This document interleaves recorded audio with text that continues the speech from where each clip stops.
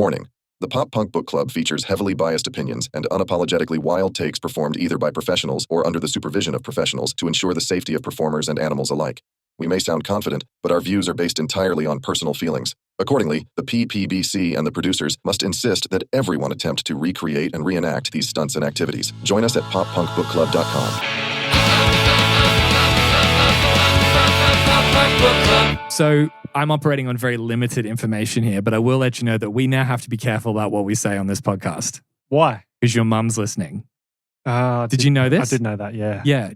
What has happened on your side of things? Because I can't help but feel partly responsible. Well, it's your in-laws' fault. Well, it's not my in-laws' fault. It's my partner's fault for telling her mum about it. Yeah. She's actually apologetic about it, but she said to me, I mean, for anyone listening, all our families know each other and it's just by coincidence, really. But that's actually true. My mother-in-law's really good friends with your mum. Yeah. Yeah. Kate said to her mum something about, Jason's been keeping busy. He's been doing a lot of stuff of late. He's got finishing his book up, but he's also doing the podcast with Sam. And Karen's like, what podcast with Sam? What are you talking about? So she didn't even know about it? No, she didn't know about it at all. Okay. And then she's like, I have no idea about it. And then Kate's like, I tried to explain it to her and, so that kind of stuff, so she could fully get what it was all about. She still didn't get it. And she's like, well, it's not for you, Mum. Like, it's not made for you. Like, I don't expect you to I'd be surprised if you dialed in and just sat back with a cup of tea and enjoyed it. That's the best way to listen to the podcast. Who knows? But she told your mum about it and was like, do you know anything about it? And your mum was like, no, I didn't know Sam was doing a podcast. She knew. No, she didn't know at the time. So apparently she had no idea. Then Owen, your son, said to your mum, his grandma, we went to Shindigs the other day because Dad keeps getting costumes. Because this is so funny. We haven't talked about this yet. But what is it? You can tell. Owen thinks that podcasts are different from what they are. Yeah. So a few times I've had to get a costume for the podcast. Yeah. And we go to... As any watcher of this podcast would know. Yeah, exactly. And so we go to Shindigs, which is it's like a party supply shop in Newcastle, but it just happens to be like a supermarket for costumes. It's just aisles and aisles of costumes. And the times I've gone there, I've taken Owen, my son, and Evelyn, my younger daughter. So Owen's like 6, is it 5, 6? He's 5, almost 6. And, they've always got to get a costume if we're going to a costume place, Owen loves dressing up. And so he now... Like father, like son. Yeah. Yeah. I'll tell everyone, when we talked about doing Pop with Punk, I said to Sam, can you go get a skull, right? That's what I said to you is, can you just get a skull? Because I imagine like we could hold it like Hamlet, right? When we're doing the Shakespeare. And you turn up with the outfits that we wear. And then I was like, wow, you really killed it with these outfits. I didn't even think about that. And you went, dude, I did drama in high school. So yeah, you've got a little bit of a flamboyant performance side. And it contributes a lot to this podcast. And so anyway, now Owen... he has this idea that like for a podcast, you have to have a costume. Yeah. So he likes to go and get a costume and then he's like, I'm going to do a podcast about whatever I'm wearing. And so today he did his podcast. It's another one. He does one every week. You've shown me videos. Oh, they're so funny. When he's in the pirate costume, he's like, today it will be talking about pirates. And what he said is that pirates usually have a hook on their hands. This didn't come with one, but anyway. But he just goes through and does an outfit review because he thinks that doing a podcast is getting dressed up in costume for some reason. He did one wearing a lei with like just weird like funky You sent me glasses. that one? Yeah. He did one today about ninjas. Oh, yeah. Dressed up as a ninja. Was that from the 3 Ninjas? Did you show him that? Oh, no, I didn't. I was going to say, because I mean, that's coincidental if not. No, it is coincidental. I forgot to show him. That was just one he had lying around at home. Yeah. Anyway, he went to he went to Shindigs and told your mum, who is his grandma. Yeah. And then she was like, I said to Karen, I've got to go check this podcast out that they're doing, like, or whatever. And Kate comes to me and says, so Karen and Sue, your mum, have listened to the podcast and they were just saying, I don't quite get it. Like, it's good that they're doing it, but I don't quite get it.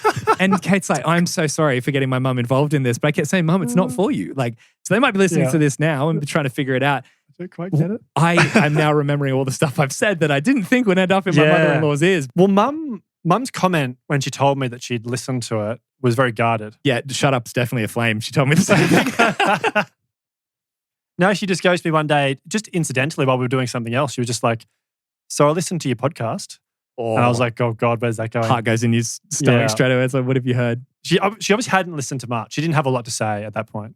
Okay. So I know now we need to apply stronger filters. Yeah, that's true. Internal filters. Yeah. We're going to get a backhand when see either one of them next or whatever. Yeah. But the other day I sent you that picture out of nowhere, right? I should put it on the screen now. It's like and you were like, you had no idea where that would come from, right? Do you still have any idea where that came from? Oh, no. Yeah. So it's for those listening, it was a photo of me when I was much younger playing guitar and Sam just standing behind me. Looking particularly sus. Yeah.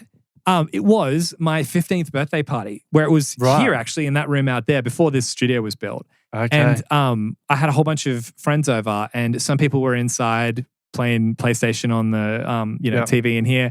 Some people playing pool when there's a pool table set up, but we had instruments set up outside. I think that's the thing. It was my 15th birthday party. So we must have like just met.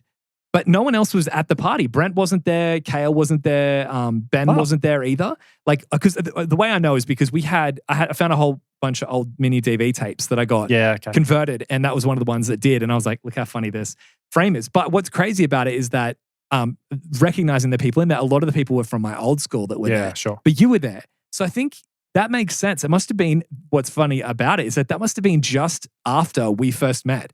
Because you're right, you were standing pretty quiet and reserved. And you were in the video, you were like that too, because you didn't really have anyone to talk to. So I think actually that might be the earliest photo or technically video of us from us first meeting. Yeah. Yeah. And we've always said we need to get a frame. I'll put the still frame because it's on like an old CRT TV that I took the picture of.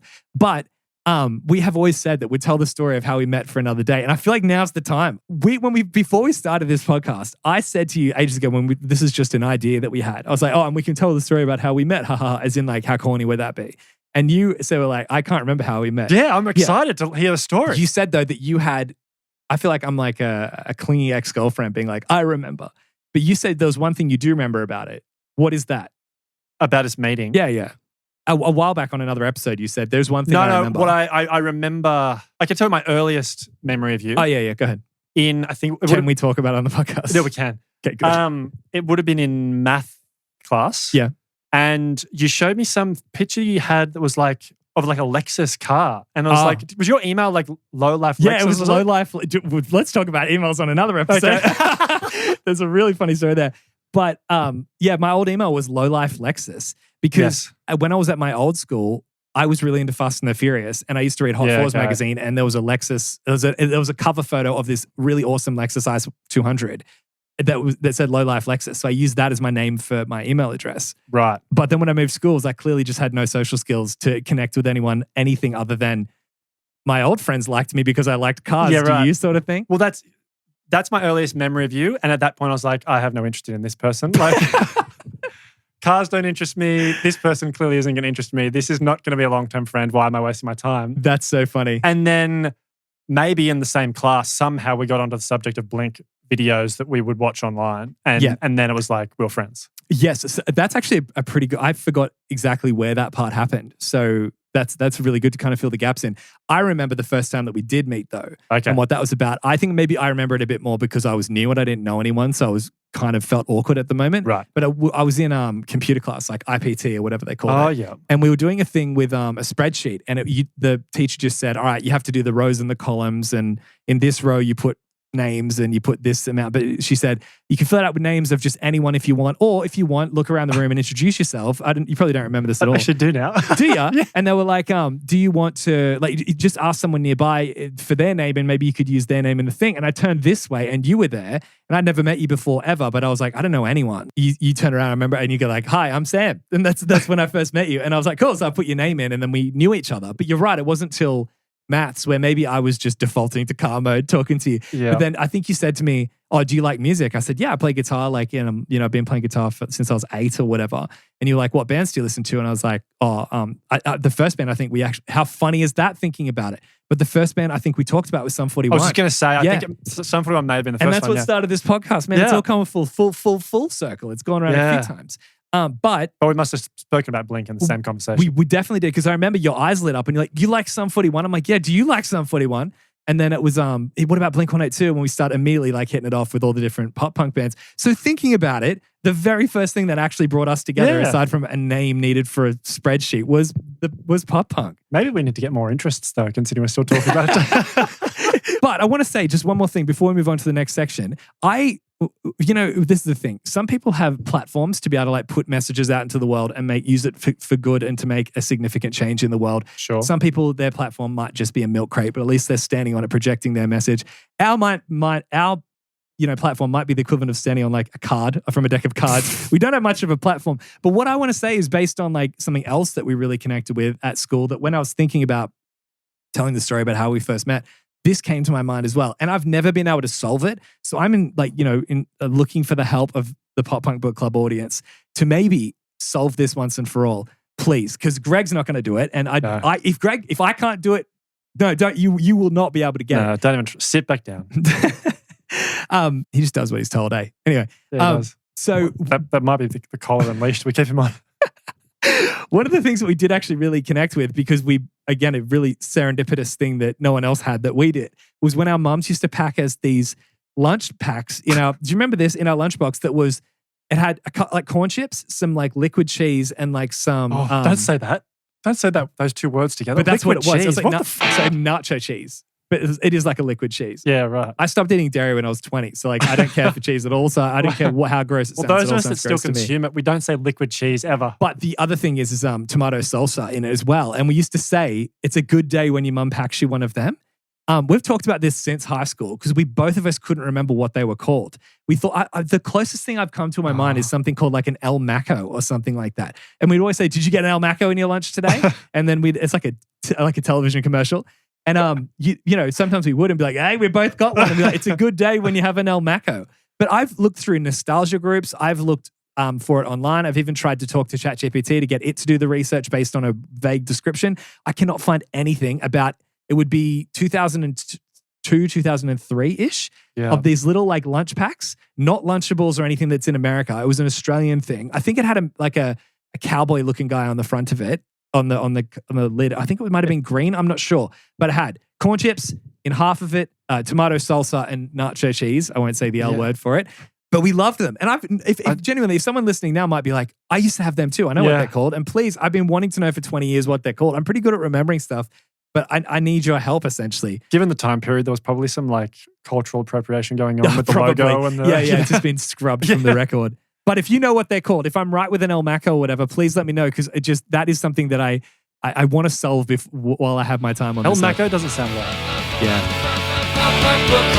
So anyway, it's good to be back. We should probably let everybody know that we did actually miss a week. It's not like we forgot to upload an episode or anything like that. I think I've said it before, but every single time that you are sick in this room, because it's so enclosed and confined, I always end up getting sick. Yeah. And you messaged me last week. We couldn't record on our usual nights. We had to move it a night forward, which makes it like the editing schedule gets tighter then. And then you were like, "Oh, I'm sick, by the way." And I thought I was getting sick, and I'm like, "Yeah, it's a sign. Let's just leave it." So we did miss last week, but we're going to try to minimize that. As I said, we haven't gone around to it yet, but we're going to do record some little fun episodes just to fill it. If we ever, life's life. If we get sick, we get sick. Totally. There might be times we need to skip.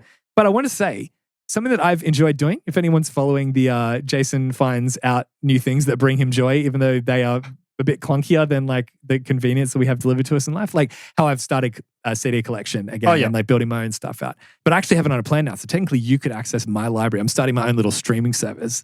I've become the monster. So you've built a CD collection that you've then uploaded online so you can listen to it online. Yeah, I can see what's the point of doing the CD collection? Could have just streamed it to begin with. Saved yourself the time. If you just look at as for the technical aspect, I see what you're saying. My point is that I'm building out what I want to listen to and only curating my favorite stuff, so that when I bring a new album in, I pay it conscious attention, rather than if it's just online and like it's choice overload. There's legit psychology behind it, and there's so much. Yeah. If there's too many choices, you don't really pick anything. So when you have all the albums, you don't really know where to start. But when you build your own collection out and you have like your own CDs, like bring a new one in, you go, "Oh, I've added that. Oh, I found something really cool at an op shop. I'm going to check that on my Plex amp," which is what I'm using to stream it. Yeah. And then I can just listen to it through and I actually connect with it and care about music again. Right. But the new thing that I've found that I love, I have started getting the CDs of all the like a band's entire discography and going from start to finish like it's seasons of a TV show. That's how I'm imagining it.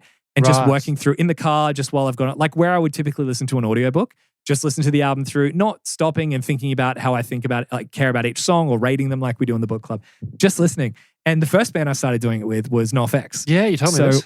So I'm up to Punk and Drublick. I'm about halfway through it. But I've been it's so interesting hearing a band, because you can just start the next album immediately, which you can do. You can do this on streaming services. I'm not saying you can't, but it's just made it, I wouldn't have thought to do this on streaming services perhaps, because once the album finishes, it stops. So you have to put the next album on. It's intentional rather than being, here's an autoplay station based on. Or even worse, when the album finishes, when you stream it goes to something else. It's usually some other band. That's what I mean, genre. Like the auto play station or whatever. It's like, no, it's purely just NoFX. And you can just immediately just jump the gap of like their first album to their second and just hear the polish and the production. And first album's a bit of a tough listen, to be honest. It's really, really raw. Yeah, okay. Is that ribbed or something? No. So the first album is called, I don't even know. It's 2 words. I can't remember it, but if I could find that out for you. But can't be bothered.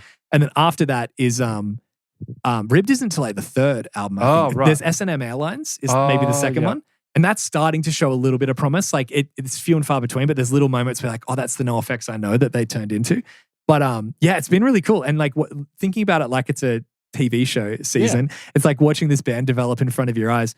But then you can actually feel like, when I'm talking about on the podcast, I've heard every NoFX album eventually, like when I can eventually obtain them all and get to them all or whatever. Yeah. But Ribbed is actually really good. They've got a live version of that called Live in a Dive, I think it's called. And they just played a Ribbed album from start to finish. It was really good. There's some bangers on that. Anyway, let's just get into what we're actually here to chat about. We're here to talk about answer to Pop with Punk for last week. Do you remember what it was? No. You did it. It was yours. It was the Hell Song by Sum 41. Oh, yes, it was. Yeah. It was a good one too. It was a very good one. I really liked it. But I have a massive announcement that I cannot believe I'm going to be saying this, and I am just unbelievably happy about this. Someone got the fat lip one that you did that was impossible, that people were complaining about. The one that you did, it was just like impossibly hard. Yes. There were people leaving comments saying things like, please, can you tell me, like, what is this? Like, my husband and I have been like going back and forth on this for about 24 hours. Like, we've been talking to each other, and which is amazing to think we've created something, and they're like back and forth going, maybe it could be this, and they're trying to break it down by the lyrics, etc. And I said, look, I can give you a hint if you want. And she eventually figured it out, and she's like, oh, that's not fair. There's no references to El Caminos. There's no, the El Ninos. Because if there was, you get it immediately. Yeah, true. But that's why we smacked you on the wrist for that one, and we can't make them that hard anymore. But this guy came in, said, this is so hard. Sum 41, fat lip, ? And I said, 0 chance you got that without cheating. WTF, I thought this one was literally impossible. No one got it. And because a bunch of people were saying that they've sat on it for a while and they still don't know what it is.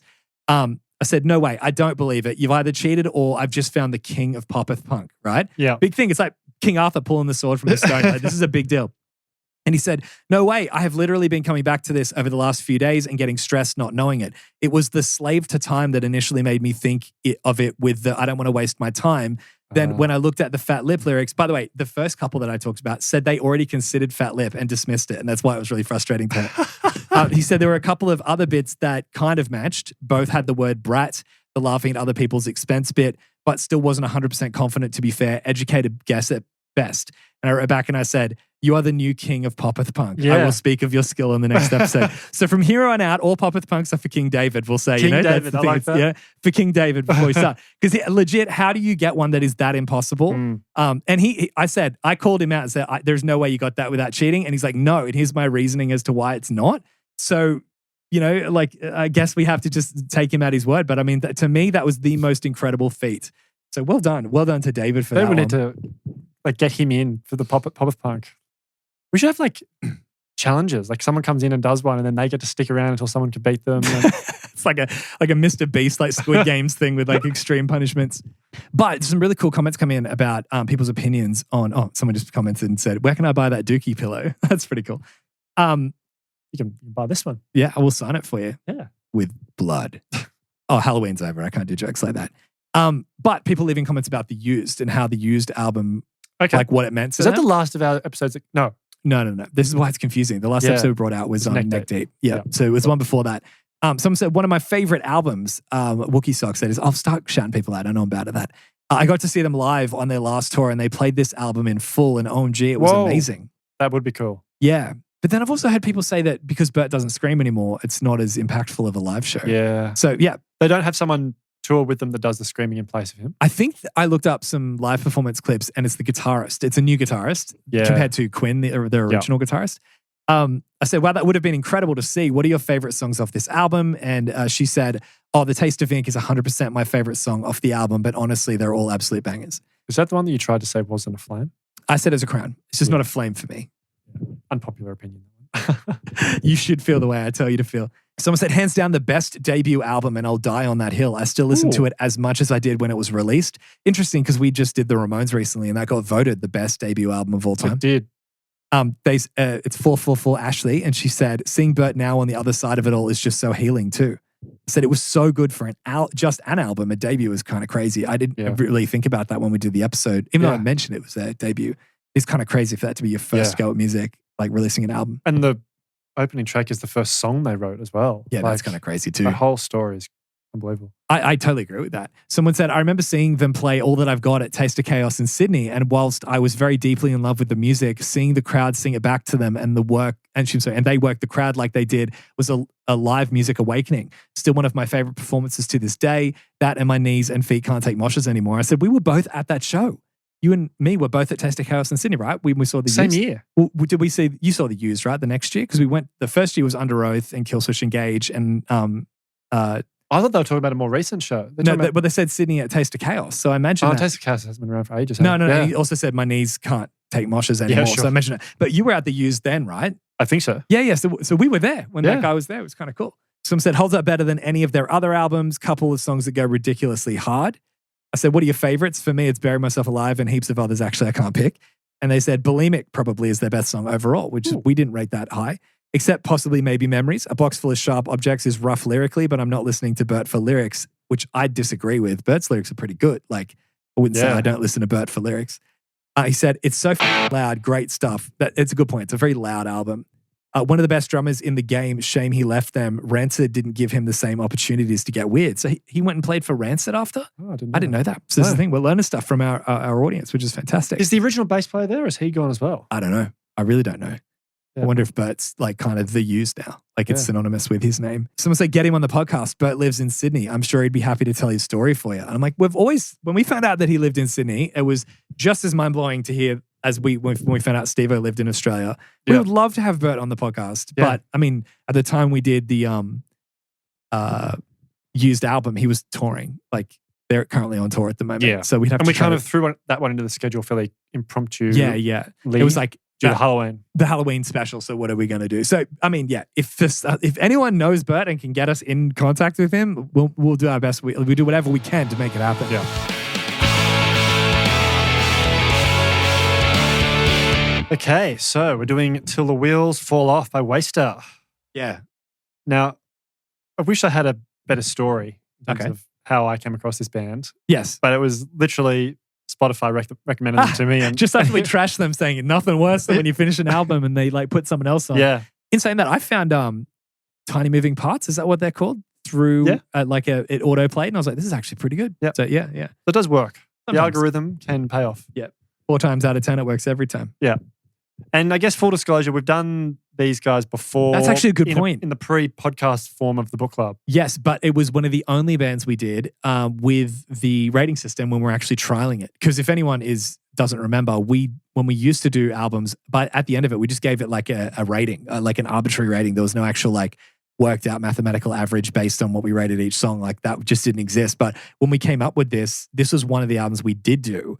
Yeah. What's interesting doing this album much more in depth, because even back then, we didn't give the albums, at least I didn't, the same focus and attention I do now for the book club. No. I listen to it maybe once sometimes and be like, I'll just give it a rating at the end. Or I think I probably listened to it once. Yeah. So and I went back and looked at some of my comments when we were chatting about it. This is when you said to me, I'd love to do WSTR. I was like, there were songs you legit hated when you first heard that album. Like, so why would you want to do this album again? It was maybe a couple of weeks ago. Something made me think of it. I don't know whether it popped up again in some sort of algorithm. That's what they call pop punk. It just pops up every now. That's such a bad joke. There it is again.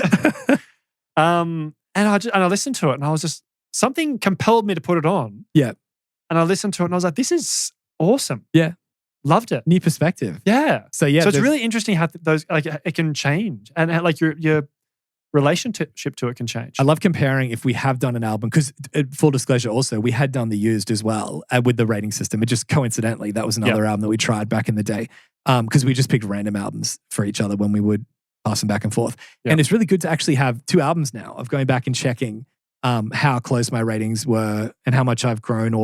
With the Used album, which I knew really well, I rated on my own the first time I listened to it a great, but this time I rated it a crown. I was literally that was the only difference, and the rest were exactly the same. That's impressive. So I think that if I have an album that I know well, I'm pretty sure about how I feel about it. But something like Wasted that I might have only heard once, the ratings were a bit different this time, It shows how subjective it can be, like not just person to person, but like if time to time. Yeah. Yeah, but I think only if you don't give it a lot of attention. If you gave it a lot of thought, your ratings would change less. And as you say, with an album that you know really well, it'd be totally different. Oh yeah, definitely. I guess the other advantage to doing this now is back when we did it pre-podcast, we didn't really talk about it in depth. We kind of shoot back and forth a couple of comments and then just move on. Whereas now at least we can give numbers and then the numbers next to it, because whatever the emoji's worth. So it'd be like 1, like 6, 2, 5, 3, 4. Like it would be just the rating and then just like an average at the end. And then just like basic takeaways. Like sometimes we'd be like 1, banger, 2, not as good as the first track. Like that was the extent. That's why we wanted to do this podcast, so we could actually chat about it in depth. Interesting to be doing this back to back with Neck Deep. Yes. So we've moved into a more modern era for pop punk. But even more interestingly, these guys are from the same town as Neck Deep. Which blew my mind because I had no idea that Neck Deep were not American. And with Waster, I didn't know where they were from, but I probably would have just naturally assumed they were somewhere in America. For sure. Until he starts doing the kind of like hip hop style vocals. I reckon you can hear his accent from that a little bit more then. Which is not a thing you say often when doing a pop punk album, like referring to hip hop vocals. True. Yeah. We'll talk about that though, I'm sure. Well, the frontman Sammy Clifford said that his main influences were bands like Blink-182 and New Found Glory, which I said was strange because this album sounds influenced by mid to late 2000s emo and punk bands. It sounds very emo, this album. It's really strange. I think as emo, like pop punk went emo, right? Like if you look at the genres, it kind of existed and then it branched off to emo. This sounds like emo has branched back into pop punk. Because like this is what I got, like what I got from this album. It sounds very, there's a lot of spite and like anger in it, which is lyrically not common in like normal pop punk. But there's also a lot of like wishing like ill will on other people and stuff like that. And also like getting trash drunk and like it's very trashy sounding like lyrically in the album of like the guy getting his life together and everything that he's speaking about, which to me, there's a lot of times where that's not necessarily, I wouldn't have necessarily said that was emo. No, but it's like when emo first kind of started coming in, it was like Brand New's Your Favorite Weapon and like Fall Out Boy's Take This to Your Grave, where it was very much like I wouldn't care if you died kind of thing. Like that part, yes. So that type of lyrics, that to me lyrically and the way that the spiteness that it comes off with, as I said, it sounds pop punk, but to me it sounds like emo's gone pop punk. Yeah. Like the soul of emo is now being presented in a pop punk package. Yeah. I think that's what this album, when I heard that his influences are like Blink and New Found Glory, which are very pop punk in a pop punk package for a lot of it. Yes. To me, I was like, I'm surprised he didn't say, we pull from bands like Census Fail or, Bring Me the Horizon, where they have really harsh lyrics on their first album, stuff like that. I don't know. That's kind of my unformed thoughts about it. Well, it's interesting because that probably didn't stand out to me as much as it did for you in terms of like the spite in the lyrics. There's definitely a few lyrical moments throughout this album where I was like, that sounds like a mid-2000s or late 2000s song. But I got more of the vibe of like, as you say, like a person trying to get their shit together. Like there's a lot of songs about getting wasted and that sort of thing. But it's interesting that the emo side of it really stood out to you. Yeah, absolutely. So when he said that was their influences, I was just like, that's just not what I expected. Yeah. Yeah, it's because if someone said, we really like bands like Blink-182 and New Found Glory, I wouldn't expect this sound or those lyrics or that type of vitriol. Well, there's a couple little moments where I hear New Found or I hear early Blink. I agree with that. Yeah. But I don't think it's enough for me to think that would be the core influence. I was just surprised when those are the two bands they mentioned. Yeah. It also says here in the guide that this band's sound often gets compared to Neck Deep. In fact, the two bands grew up in the same town in Wales and were good friends. I said, well, there you go. Like we were talking about that last episode and there you go. Yeah. I think it's a little bit harsh that they get like compared to Neck Deep, or not compared, but almost as though they're ripping Neck Deep off because like... really? Is that the case? Well, I think I'd read somewhere that they sometimes get... it's not just said as like, that you sound a bit like Neck Deep, but it's almost said in a critical way. Like you're walking in their shadow or maybe, falling off, which I think is a little bit harsh, given given that they grew up writing songs together. Like it's understandable that they'd probably have very similar influences, and their writing styles would have been kind of shaped by working together over a period of time. And also, like locationally, sometimes the town or the bands in that town can all kind of sound a bit similar because of the, I don't know, just the sound of the town itself. That is kind of crazy. I don't feel like I'm like equipped or like educated enough to be able to make a point, like have an opinion on that, just because of the fact that I haven't heard enough Neck Deep and I haven't heard enough Waster. But from what I've heard with the very limited exposure I have, which is one Neck Deep album, one Waster album, I mean, they sound as close as any pop punk band does, but I wouldn't think that is any like too close or anything like that. No. There is a funny story about the frontman. I don't know whether you saw this. So he previously played in another band, and they'd been kind of found themselves on the radar of some American label, and they'd obviously gone out to America. I don't know whether to do a showcase or maybe play some shows, potentially get signed. They went out, got drunk. The frontman found a donkey, decided to get on the donkey to... Where were they? How do you just find a donkey? I don't know. There's somewhere in California. Right. Maybe there's... I don't know. Anyway, he found a donkey, decided to have a ride on the donkey, fell off and broke his neck. Oh. Yeah. And like for like a year, it sounds like he wasn't able to like... Neck Deep fans are like, of course it was the neck. You copycat.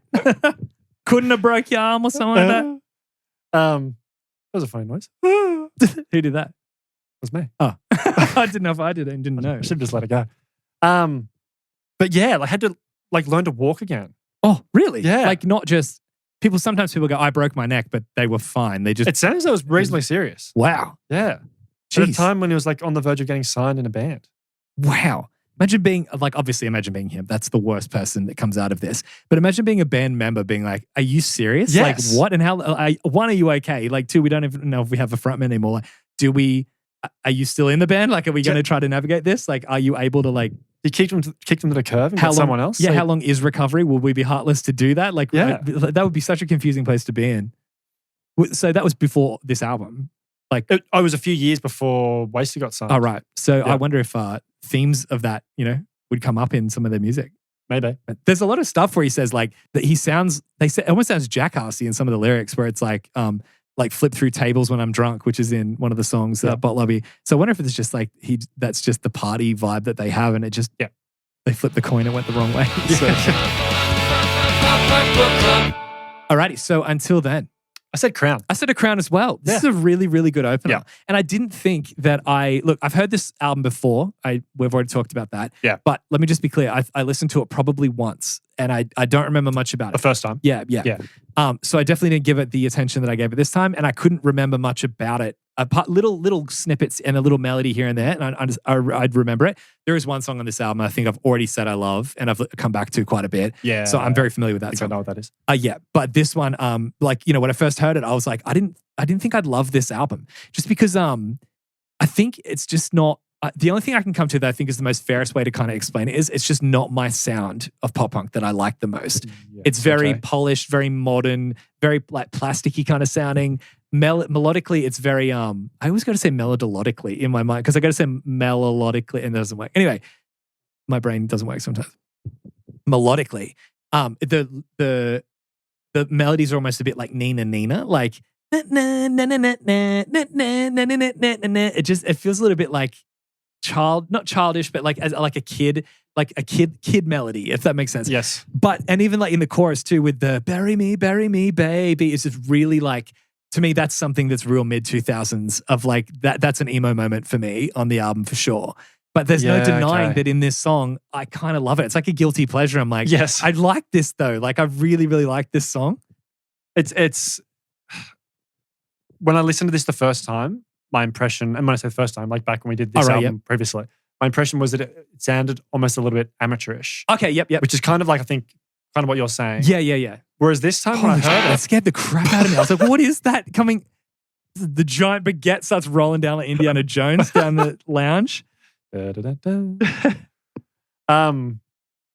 listening to it this time, I just had, I don't know, I really like it.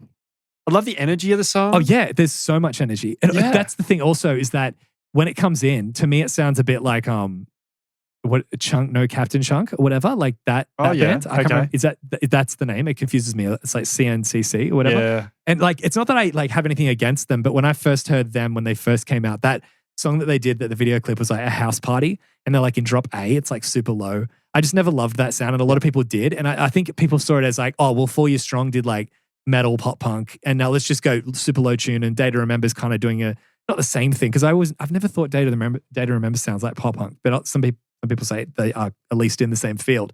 But people thought that like bands like Chunk, No Captain Chunk were like the next extension of where it was going. And that's where I was like, as I said, if you're going to try to get that close to metal, I'd rather just listen to good metal. Like I don't need to have my pop punk cereal flavored like metal. You know what I mean? Just go get, I don't know where I'm going with that. But yeah. So isn't it weird though that we've both enjoyed it this time? Yeah. But to the extent that we think the opener's a crown. Oh yeah. It's a really good opener, because when the chorus goes, there's so much energy, and it's just the emotion and the like. I'd want to hear this one live. It would go off live, and it's a really solid opener. You can't deny how catchy it is. Like, that's probably it. Actually, thinking about it, you can't deny how catchy it is. Particularly where it's got like the riff at the start, where it's kind of like on that kind of lo-fi kind of sound, and then when the full band comes in, it's so punchy and it's great. But at first, I was like, okay, like it's good, but this isn't my sound. Like I think I'm gonna like naturally be like inherently kind of rating this lower than usual. But then when even the verses, even that Nina Nina melody that I was talking about works. Like I think if a lot of bands do it and it doesn't work and it's grating as, but I feel like it works in this song. Yeah. So I really, really liked it. Also in the part where he says, "Took a turn, would you follow? If I break, would you laugh? Would you wallow?" I read in it saying that's a rare word. You don't see the word wallow being used very often. That's just on a side note. The voice, his voice, I should say, it's a bit to take initially, I found. A bit to take. Yeah. Like, and I think that was one of the reasons why I didn't love this album the very first time when we listened to it. Because it's kind of, there's a cheesiness at times to it, almost like it's like skating a really fine line with like the style of vocal where it's kind of like a little bit like the singer from Simple Plan type thing. Yeah. But then it's also the way times, he delivers it is not like clean, kind of like just normal in his straight singing. He's pushing it like to the point where, as I said, it feels Nina Nina. Like it's like, I'm trying to be annoying, kind of like it feels like it's loud and in your face. Maybe some people, when they first heard New Found Glory, I used to hear this criticism back in the day. People who didn't listen to pop punk tried to and said, I can listen to a few Blink songs, but I just can't listen to New Found Glory. His voice is just so nasally.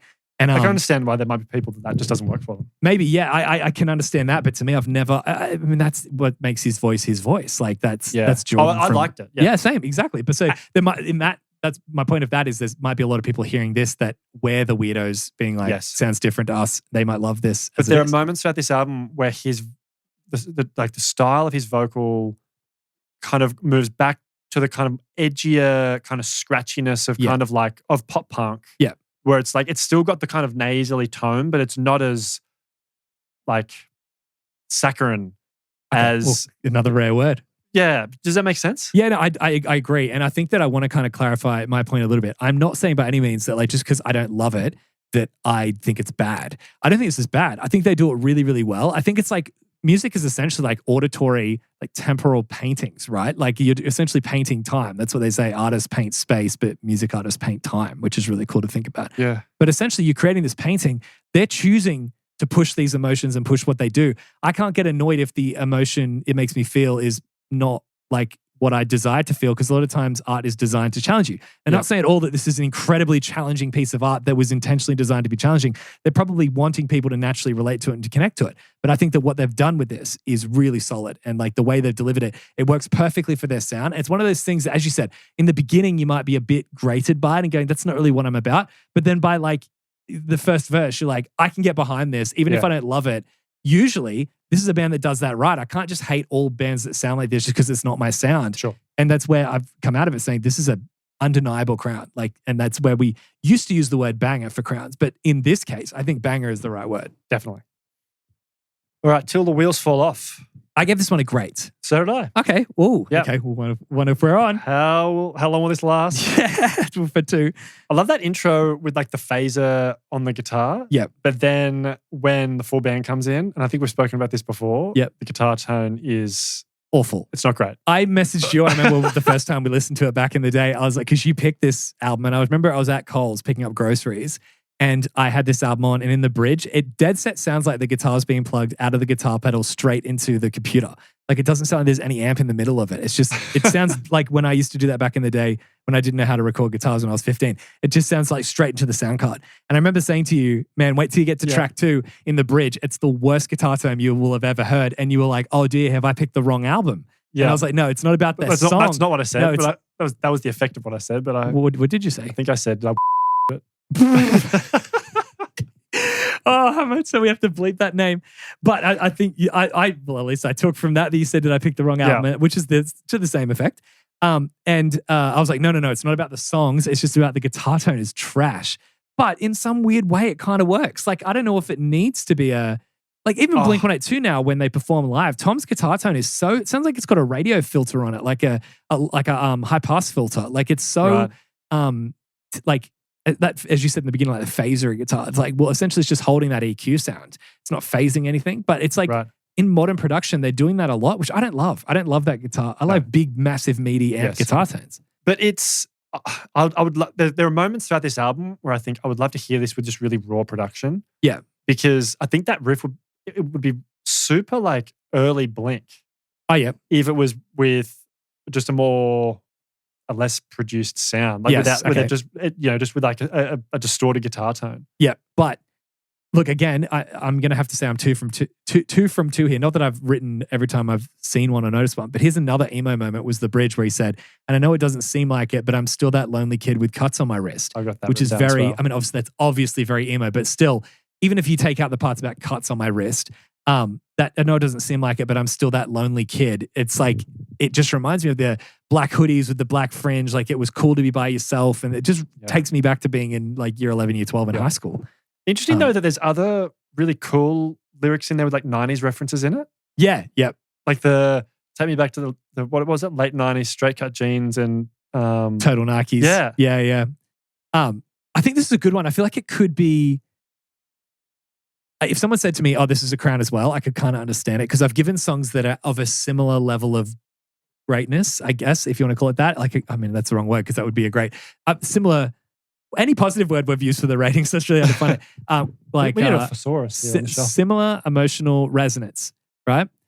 For me personally, I've rated similar sounding songs of the same degree of energy, we'll say, as Crowns, like maybe Decision on the Goldfinger album. Like it's not quite like an objective, like also like an undeniable Crown, but I've still given it to it anyway. I feel like that this song could be that for other people. I just think that maybe because I don't love the sound typically and it just felt a bit more flowy, it just settled it great for me, but it could be a Crown. It's got a really kind of catchy chorus. I went back and forth with this one. Yeah. Because I think it does have like 90s punk vibes to it at times. I have to say though that the D beats super cool. I totally agree. I could never settle on it being a Crown though, purely just because of the fact it's too big of a jump from the last song. The last song had so much more energy and so much. Yeah, okay. I loved. I genuinely loved the last one. This one I really thought. Well, I really liked it. Like that's a killer song. And this one is like, yeah, it's really really great. But like, I'm not going to be like, I need that song on. Alrighty, so Jobbo Crown. Oh, okay. I give this one a great. Oh, really? Yeah. I was like flirting with a flame. Oh, okay. With this one. Wow. I love this song. I like that intro riff and then the little like vomit sound that he does, which is sick. It's fun, isn't it? It's a fun song. It's got so much attitude to it as well. I think, how many episodes are we in? Like, I might have to say, I think you might be right that this could be a Crown. Like thinking about it, talking about what I just said about the first song was such banging energy. Second song was nearly a Crown, but it was significantly different in energy. So I've had to put it into great.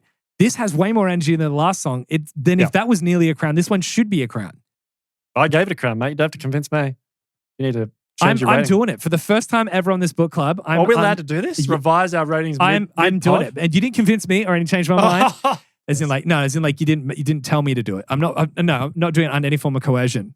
I'm doing it purely of my own will. But you're right. This is a Crown.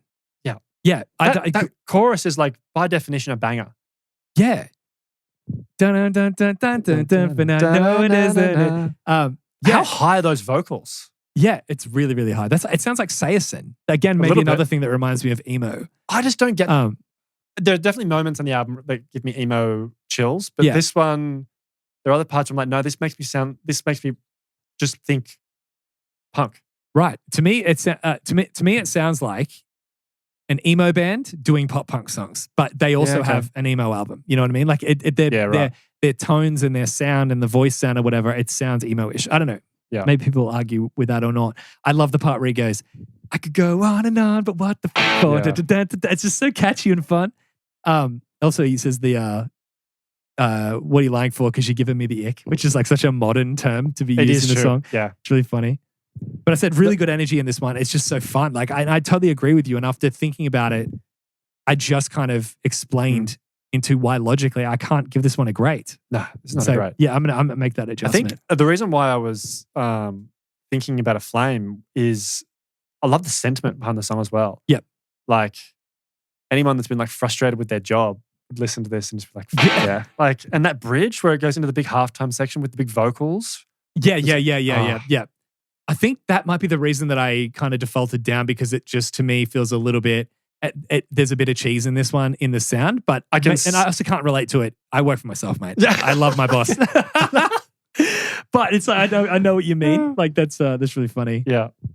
Okay, Bot Lobby. Hard flame for this one. Yeah, I knew you were going to go there. What'd you give it? I said Crown. Yeah. It's another one where I was like flirted with it a little bit, but it probably, I don't know that I am connected with it emotionally the way I would normally with A Flame. But it's an amazing song though. I could go through the checklist of why it's a flame for me, but there's a lot of it that I just don't know, especially coming from a band that I don't, as I said, this isn't usually my sound, but I've got a hard flame. This is when we first listened to the album.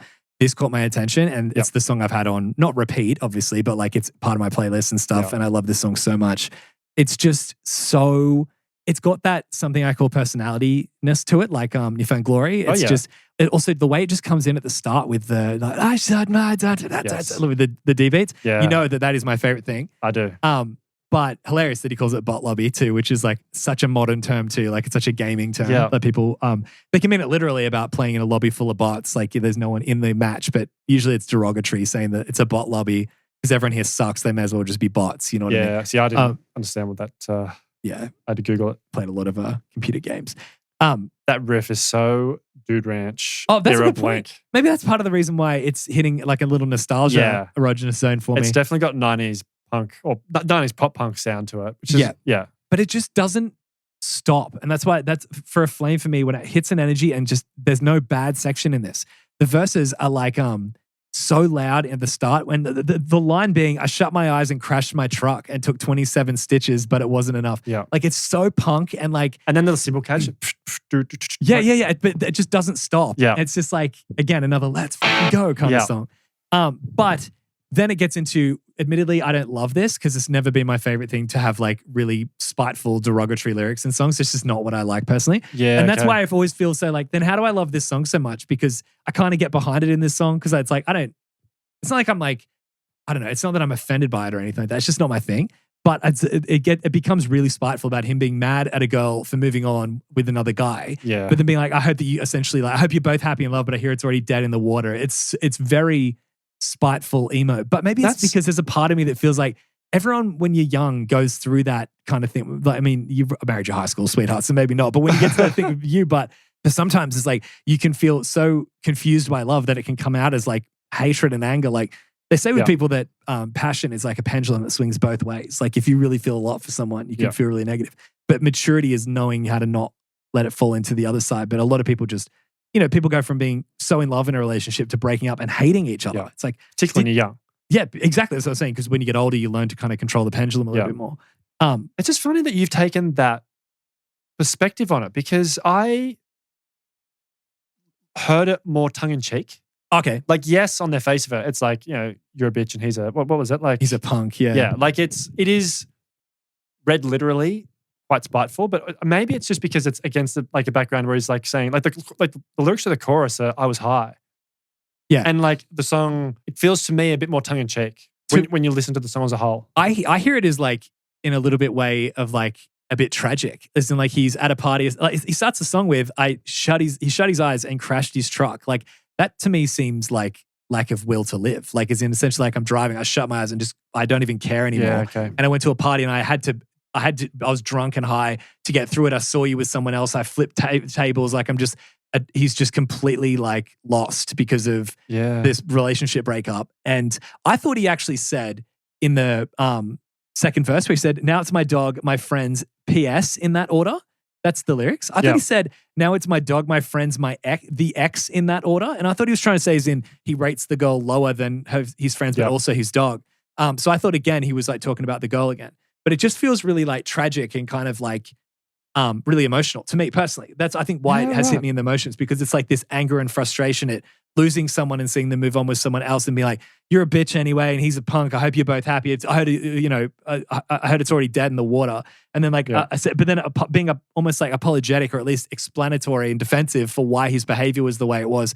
It's like him being really sorry for, it's just a really sad, sorry time to move on. I didn't think that he was joking. Like, I think it seems like he's actually hurt by someone moving on. That's the way I hear it. And maybe that's the reason I'm like, wow, it sounds like like you can imagine the house party. It's very kind of like vivid in that way with the music. But the part where it does the with the high vocals, it's like one of the coolest sounding sections. Oh, for sure. And then when he comes in, "Last night was lit," like leading it back in, like "I shut my eyes, dashed my truck." The start, that tie into that like Anacrusis melody, the song just grips you and just doesn't let go pretty much. Yeah, absolutely. I could talk about this song for ages. I love it so much. It's just interesting how we've taken two different like perspectives on it. We both love the song, but like I didn't see it in that kind of as dark as what you've obviously taken it. And I can understand how you've taken it that way. Yeah. Well, I mean, he says at the end, he says, "I don't remember shit because I was fucking high," right? And that's the justification kind of behavior. I love that section too, because that's like where it goes halftime. Yeah, yeah, dude, it's so sick. And then he says, I guess I miss your shit when I get fucking high," which is like, I guess almost like that. When I get high, my emotions come out, and that's where I miss you, and that's where I do stupid stuff. And it's like because he has feelings for this girl. Yeah. And I think it's just him being very confused by his feelings and very unsure of how to deal with the feelings of a girl moving on, and he's just coming off like an asshole. Yeah, and I think that's why I think I hear a bit more emotion in it, and that's where I'm like, oh. And I think a song like this gives me a better lens to view the rest of the album through, of going, oh, these aren't just guys being like, oh, we love to drink and party. It's like they're kind of going through their own emotional challenges, and it allowed me to kind of get a deeper perspective on the other songs. And perhaps that's what allowed me to connect better with those. Maybe that's actually right. I'm figuring out so much as I'm talking. But the first couple of songs, I said it's not really my sound, but I kind of did end up really liking it. Probably because Bot Lobby gave me that in. If Bot Lobby wasn't on the album, I may have just dismissed it as this isn't really my sound. Yeah. I don't know. How interesting is this though, that we've got, like, to start the album, the opening 4 tracks, between the two of us, 3 of them we've given crowns at least. Yeah. And then 1 a flame. And then the other song gets a great. Like, what an opening to an album in terms of the first 4 songs. And so many bands that I would say I love way more, I haven't given ratings like this to. Yeah. And they're albums that I would say I love way more. So I think they've if only this album just continued to produce the same as these 4 songs. Yeah. Best EP ever. Yeah. You just give it as an EP and it's best ever. Or just, Anyway, we'll talk about that. Okay. So Bricks. I said fine. I said good. Okay. Yeah. This is where the album drops off a bit. Has there ever been a bigger pivot on an album of any album ever? To go from like the style of those first 4 songs to like where they start to venture now, and in particular in this song. It makes it so noticeable, especially coming from Bot Lobby, which is one of the most energetic songs I've ever heard. Yeah. Like, it has linoleum energy to it. Oh, absolutely. Yeah. And then you come to this song where it's just kind of like half energy, not half time. You could argue half time, but I'm not really trying to talk about that. But just has like this really like halfway energy where it's kind of wishy-washy kind of there. And it just immediately goes, no, to me, I was like, it's good, but like, I can understand you saying, it's fine. But like, to me, I was like, it sounds good, but what happened? Like, you've kind of had me gripped for like the first 4 songs. This song, it irritates me. I think it irritates you. That's part of the issue. That's probably the reason that it pushes you down, because like it could have been better. Well, it's just like, why is this on the album? Oh, okay. That's my overall impression of this song. Like, it's a rock song. Yeah. And they've introduced this kind of like theatricality in terms of the vocal style. It reminds me of My Chemical Romance, which is, I guess, maybe tapping into a little bit of what you were saying in terms of the emo style, but perhaps for different reasons. 5 from 5 then or whatever. Yeah. We got so many points. I have to say though that you said you heard My Chemical Romance. To me, the pre-chorus, I think of this, the part where it goes, all my friends well fed and rested, sounds like Billy Talent. Like so much like Billy Talent. That's fair. Yeah. That's my favorite part of the song. Yeah. Well, that sounds like I thought Billy that was Talent. the chorus, not the pre-chorus. But anyway. Is it? Yeah. Well, that's what I thought anyway. Oh, yeah, it I is. might be wrong. No, you're right. It is. It Yeah. sounds like a pre-chorus. It sounds like it could be a pre-chorus, but Yeah. you're right, because then it goes into the how far do you know? When do you go That does sound a bit Billy Talent. You're right. to my window? Just that. Look- The way he's singing that with the chords under it sounds a lot like the debut Billy Talent album. I think it's actually a really good chorus, but other parts of the song pull it down for me. And again, the fact that I'm kind of left with the impression of why have you included this on the album is why I've like landed with a fine. Yeah, and the start part with the I'm an alien, it just doesn't grab me like the other songs. Even though you think that on paper it might, because it's like grabs you with the vocals and it's straight in with like a kind of a strange line. It pulls you out though, I find. Yeah, it doesn't have like the other ones. They didn't need to do anything like that to get your attention. The song just naturally did, I guess. Yeah. I said, my note here says Billy Talent vibes in the pre-chorus, but I don't love the vibe of this one. Yeah. And I think that's it. It's good. Like I'm not going to say it's a bad song. It's a good song. And if we're rating them, that's off right. songs, I wouldn't say it's a bad song. Yeah, it's just to me. I try to rate because I've thought about this actually quite a bit. You could approach the book club as like, for example, we talked about it on Open Your Eyes. It's like at a certain point, Kale started rating the songs less because he said, I've heard it enough on this album. I try to rate not off the song where it is on the album, which I guess is that's fine because you're trying to get the album rating. I try to essentially be like, what are the songs individually? And then they comprise the album. Both ways are legit and like, are legitimate.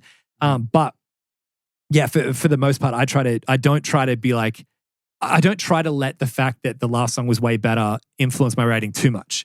Like to the point of going, I've heard this so much on this album, I don't want to rate this. No, rate it for what it is. So it's good for me.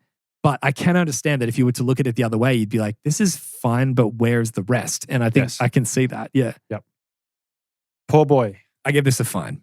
Okay. I said good for this one. Okay, so we've swapped. I found this one of the hardest ones on the album to rate.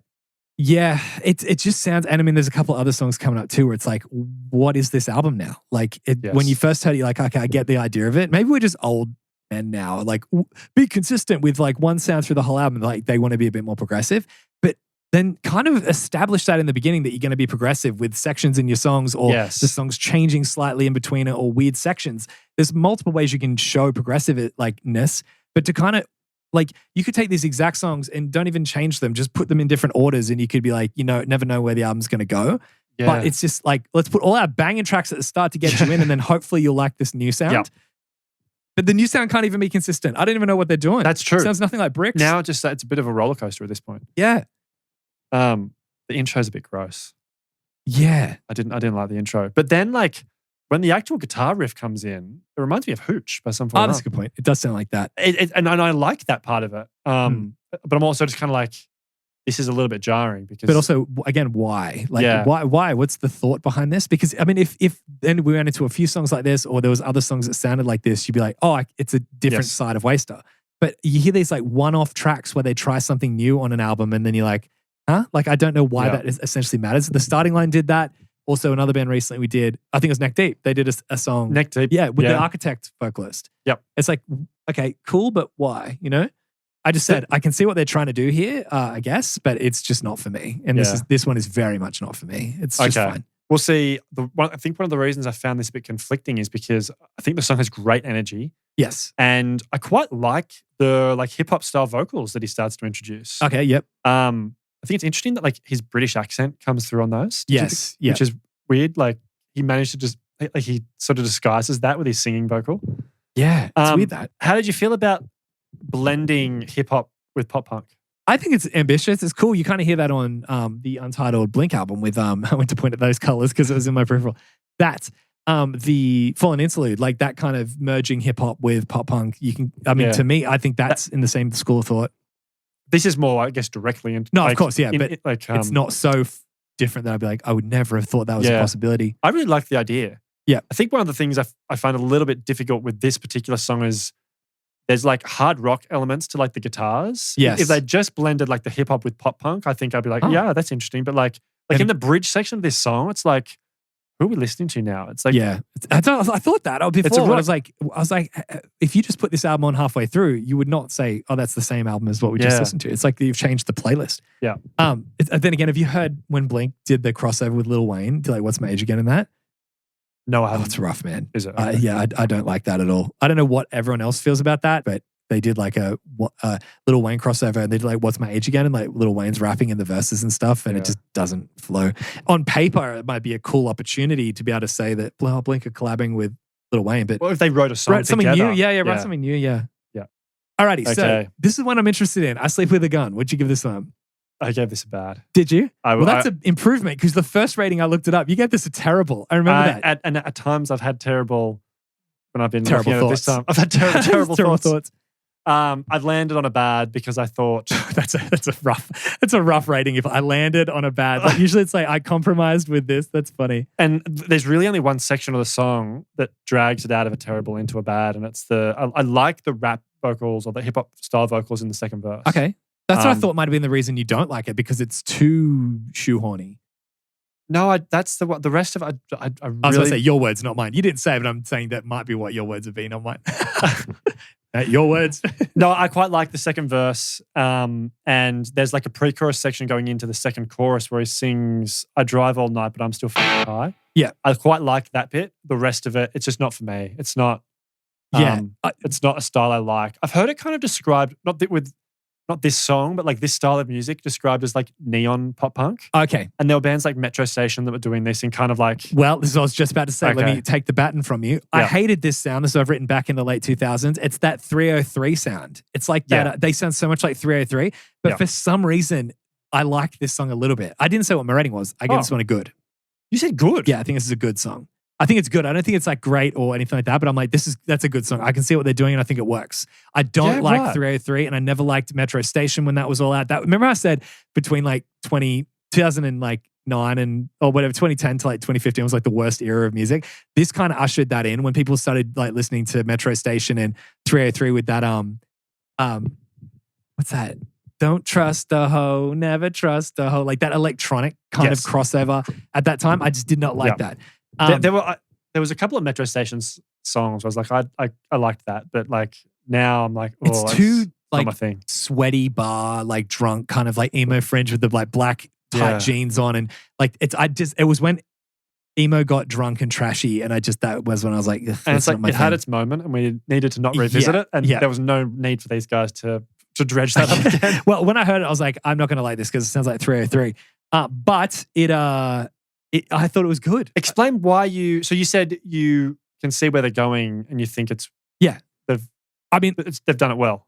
If they were trying to do the 303 sound, that type of like 2000s emo kind of pop punk, but pop rock kind of, whatever you want to call it, trashy bar emo sound, I think they've done it well. But I wouldn't have thought to put hip hop vocals with it. But like, I think the chorus is at least slightly catchy. They sleep with a gun.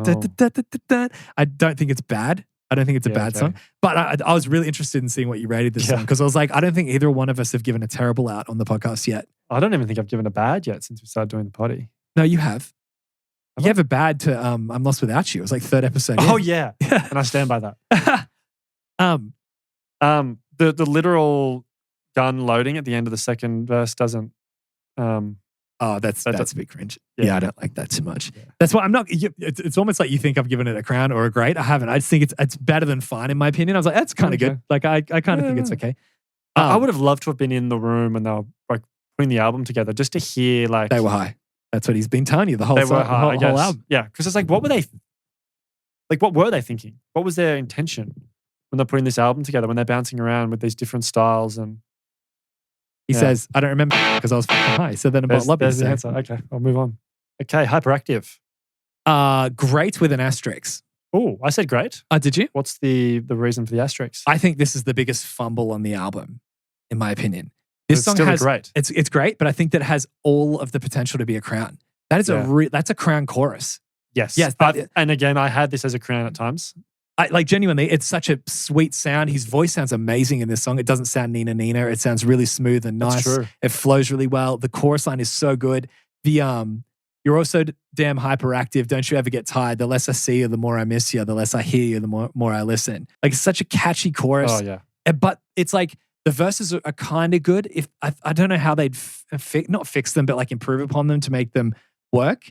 But then it comes into like the instrumental section where it gets loud, which is the chorus, but then just goes back to the verse because it's instrumental. There's no vocals on it. Then just goes back to the verse again, and then energy dips, and it's like, where are we going? Like, it's almost like they're like, well, we'll go to the chorus instrumentally, then we'll do the verse. It's like the first draft kind of thought. Like, it doesn't feel like it's going to just flow or need a section to make it work. Vocals could lead in the chorus, and it has all the potential of being a crown. So that's interesting because I really liked that.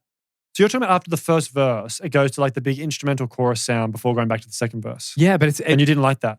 I just felt like when the verse came back in, I'm like, usually when bands do that, the instrumental part, you don't just do it for no reason. The instrumental part like sings its own part of the song kind of thing. It just felt like an empty chorus. And then it comes into the verse again. It's like, I didn't see it as I didn't see it as a chorus at that point. I just saw it as like, this is just like. Yeah, but once you know it's like the chorus sound, you're like, oh, that was just the part I heard, but now it's got like vocals over it. I don't know. It just felt like they could have absolutely turned this into like another crown, like mid, whatever, how, we're nearly toward the end now. So I guess like 3/4 of the way through the album, like another crown there. And for a lot of people, maybe they just go, that chorus is banging. That's a crown every day for me. And they can disregard the rest. But I just really feel like this is a bit of a fumble. I feel like there was so much potential here that just, I don't know, wasn't capitalized on. I think it's a great pop song. Like this would have been a perfect single for the album. Yes. I'm not sure. I don't think this was like if it was out back in the day. Like it's a very kind of a teen movie chorus. I like the chords in the intro, again, like a totally different sound. Yeah. I quite like it. I didn't think you would give this a great. Okay. I thought you might only go as high as maybe a good. Okay. The reason for that is I think ordering for me at the restaurant again, as she said. Yeah. Well, to me, I didn't think your criticism would be that it was a missed opportunity. I thought your criticism was going to be that it was a little bit formulaic. I did say that. Not that. I said this is the most standard pop punk song so far. Yeah. Yeah. I think it's definitely very formulaic, but in like not in a way that's bad. But you're right. It's even for it being more traditional pop punk, it sounds totally different to the first 4 songs.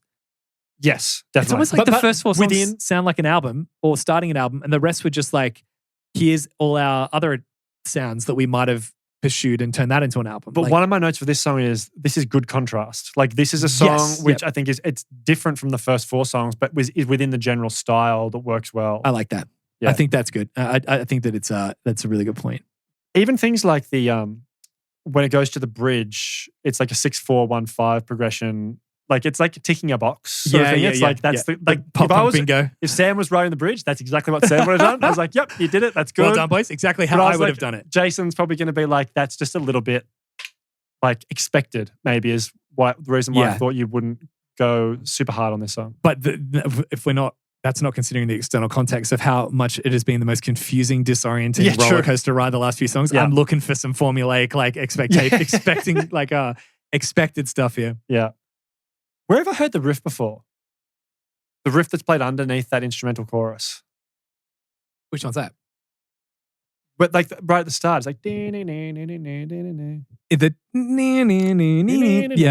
very Tom DeLonge-esque.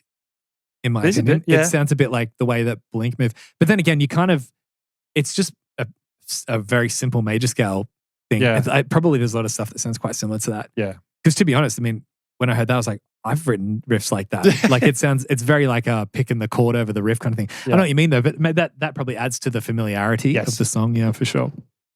Alrighty, so 3 days sober. I said good. I said good as well. Yeah, okay. Yeah. There's, as you used to say, I have thoughts, and that usually means something about the song has bothered me a little bit. Yeah. The production kind of bothers me a little bit in this song. Vocally in the chorus, the way he's like stacked the vocals, and there's like that really low kind of voice like this, and then the high singing, and then another one over the top. They're so pitch corrected and so perfectly like edited that it sounds just like a vocoder, like a computer singing it. It doesn't sound like a human. Yeah, okay. And I think that just pulls me out a little bit. Also, the start where he's like, I had an epiphany. He does that so much on this album. Like, dun, dun. Will you sit this one out? Oh, yeah, dun, dun. Like, it's always that, nut, nut.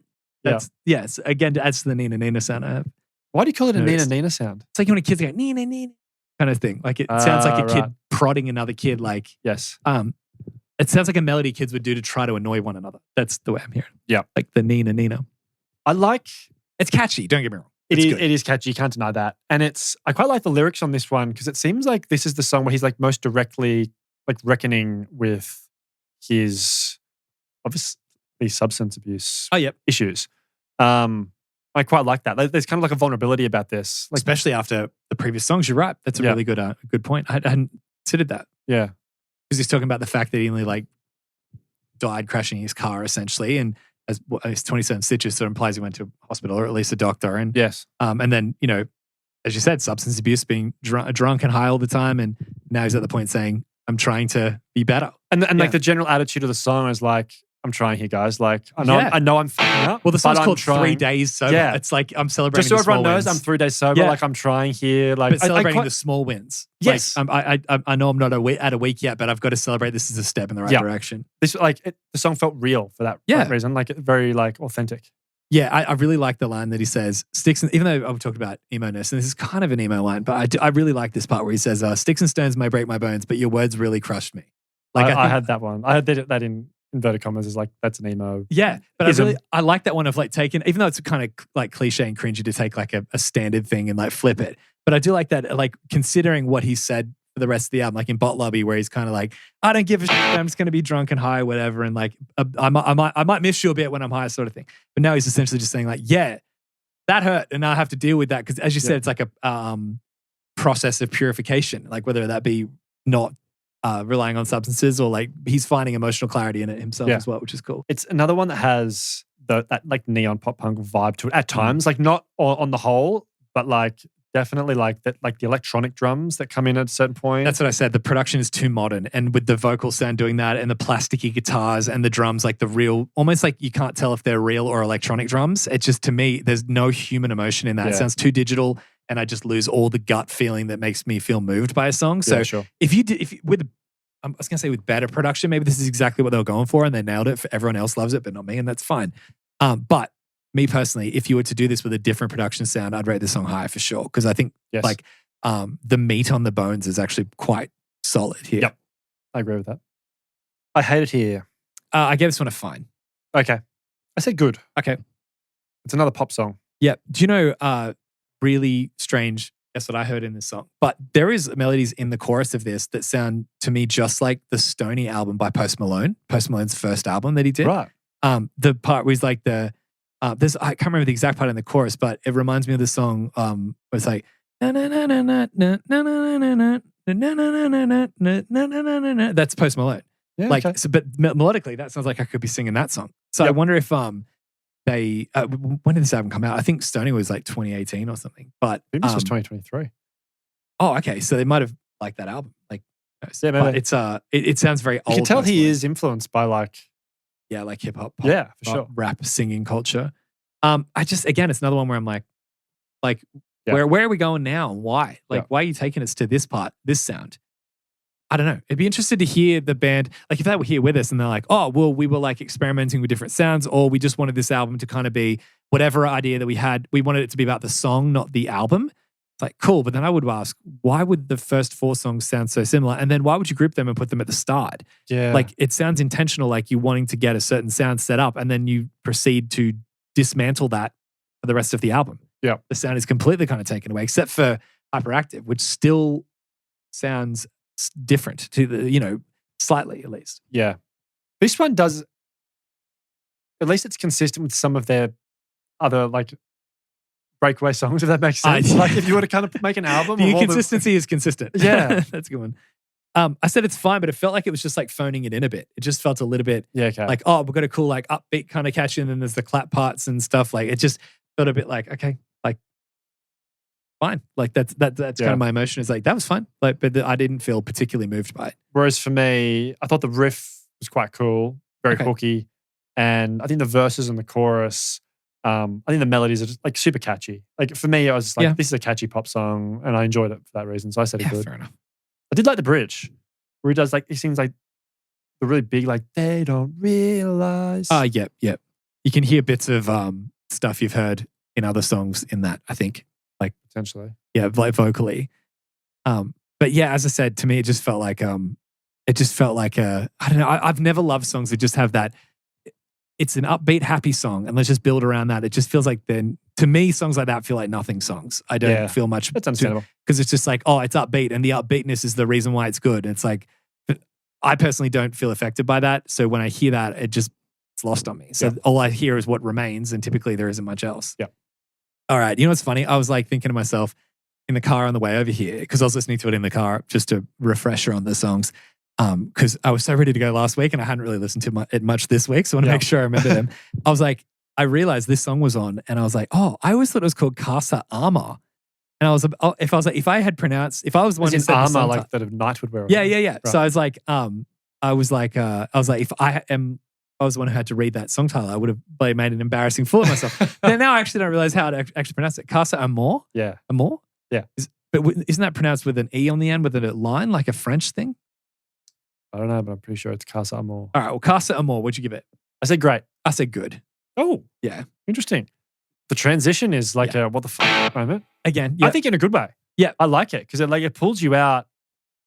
It's off-putting in a good way, I Which think. transition? Sorry, the transition from the last song to this song. Yeah. Which goes straight into like the drum fill. I feel like this feels more in line with what I came here for with WSTR 100%. than the other songs. So it's good they at least finished the album with something. They bookended it nicely. It's again, 2 great bits of bread.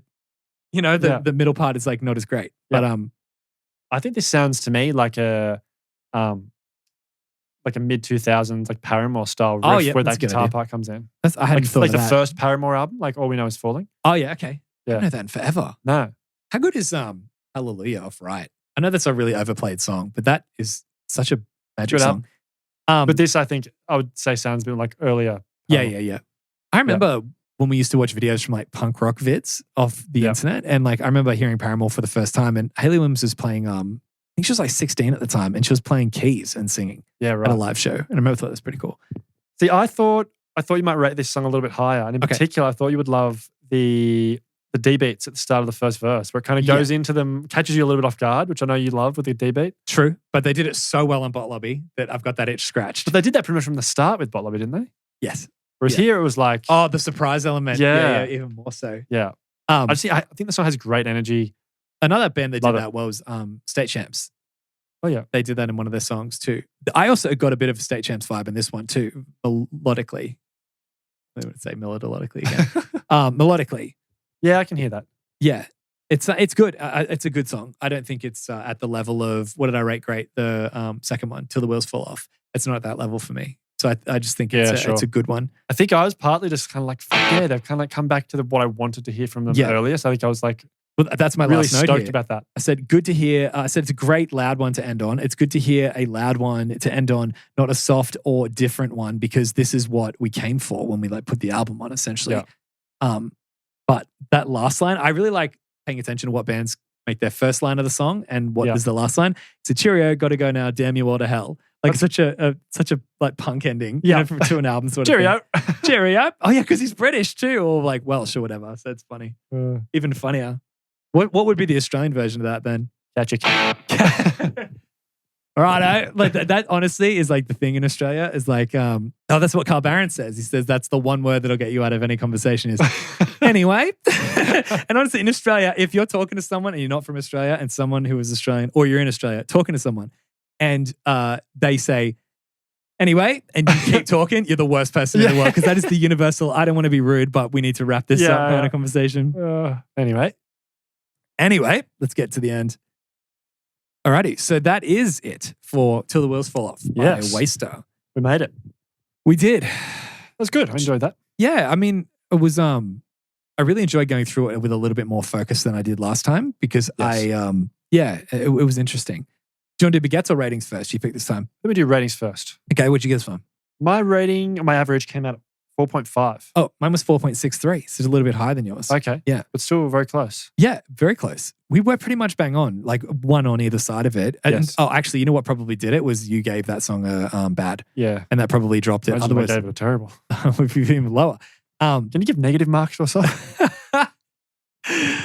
It's just called. Yeah. I'll still have to bleep that.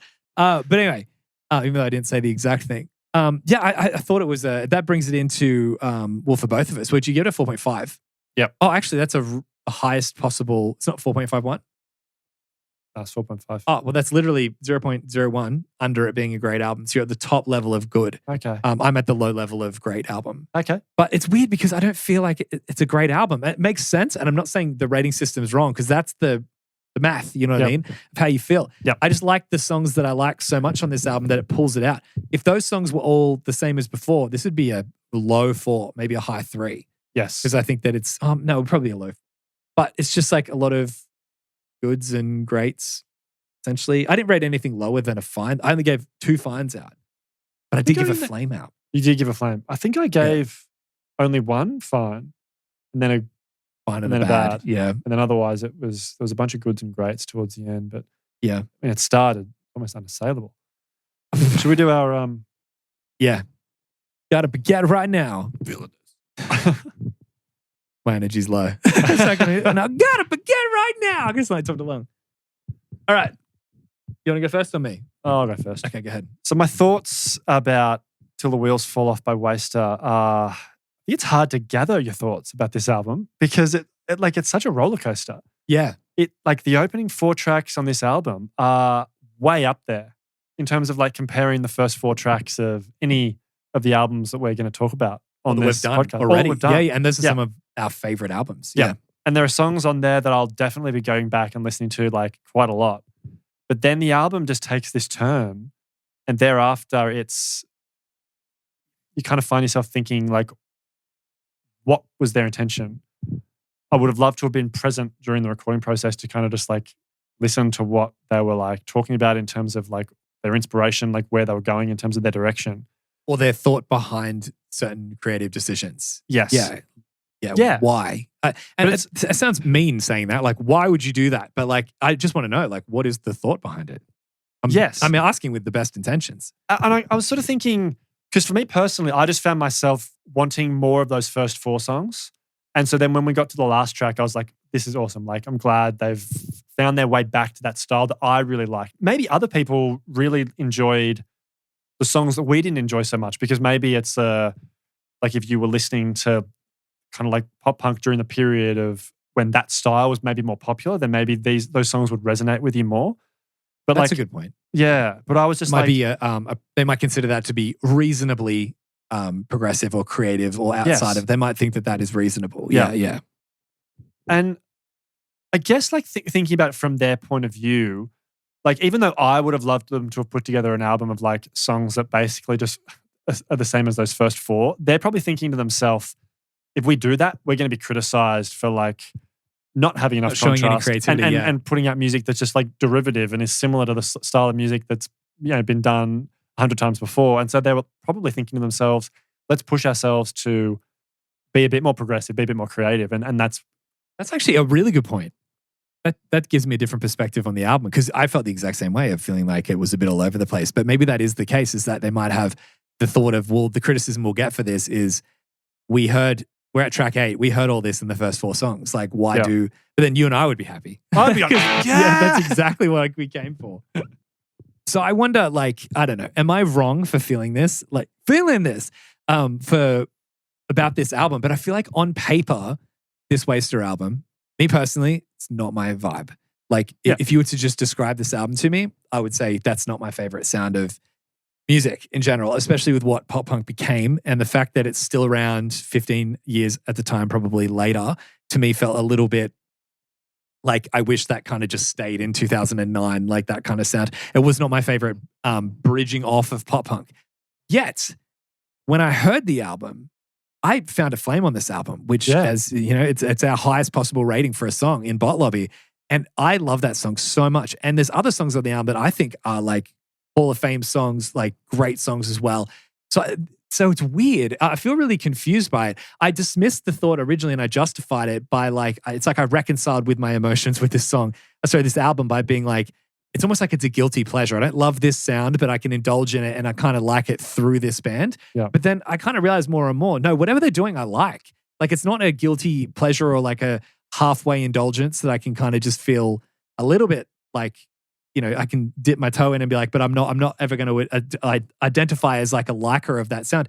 I'm going to go further than that, say I love some of the stuff that this band does. I don't know much about Waster, but there's some stuff I really love. But because of the fact that maybe it's the same with you, but because we haven't been around since the earlier albums, maybe we don't understand the direction of this band. Have you heard any other Wasters?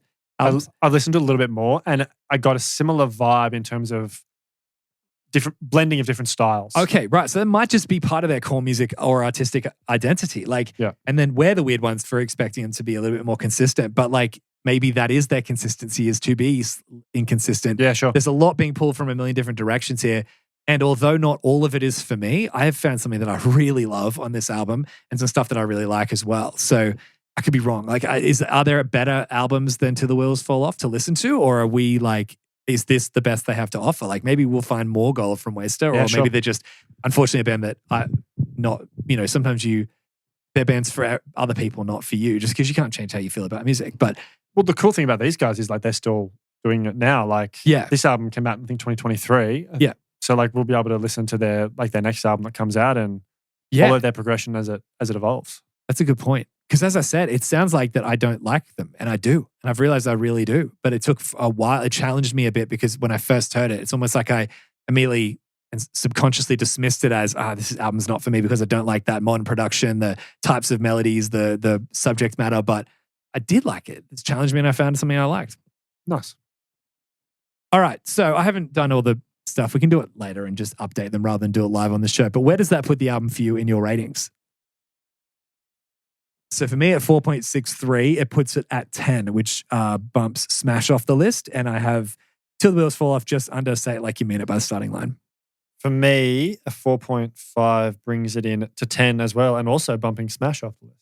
Smash has 4.33. I feel a bit guilty bumping Smash. Right. But bumping gotta go. Smash. Too many euphemisms there for us to do with. But anyway, that's it. Thank you so much for listening. Thank you guys so much for being here. We really, really appreciate you paying attention. As we always say, or as I've started saying, you little quaffers. By the way, have you done more research into that? No, I haven't. Well, I have on your behalf, and I think I can see where you've made the mistake. Please indulge me. I think what you're thinking of is not QUOFF or whatever. It's COIF or something like that. And apparently it was a term that got used.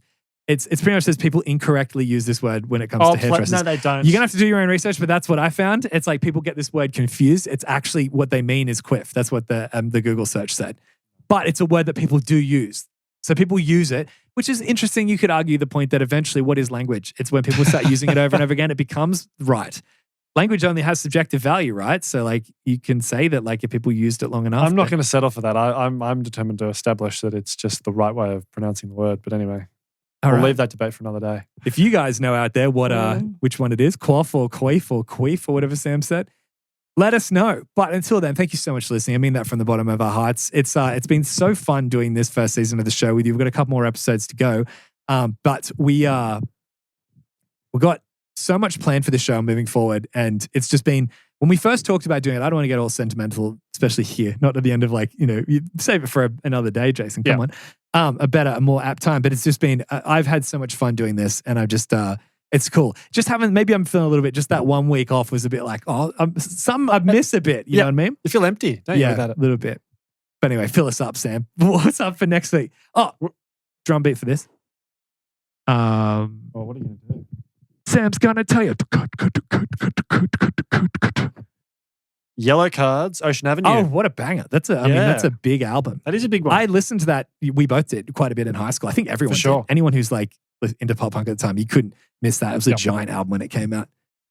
But anyway, see you guys next week for Ocean Avenue. Thank you so much for paying attention this far and listening this far. We love you so much. You know that. You can, if you want to help us out and you're right, just going to. But if you want to help us out in any way possible, the best thing you can do, as I say, is interact with this video or audio on whatever platform you are listening on. So if you're listening on a podcast, if you just take a moment to just pull the car over and leave us a little review, let us know what you think of the show, because little things like that really help us get the show out to more people. And just a little act like that could be the reason that the show ends up still happening, because it shows that you guys care enough to actually listen. But we really, really appreciate you guys paying attention. As I said, we're in 25 countries now, which I cannot believe. But there's a few people. Still only 25? We were 25 2 weeks ago. I haven't looked since then, but just the fact that we're in 25 countries, not good enough for you now, is it? Before you were can't believe it's 25. I want to expand our reach. True. We need to take over the world one country at a time. I didn't even know there's more than 25 countries. We're very isolated in Australia.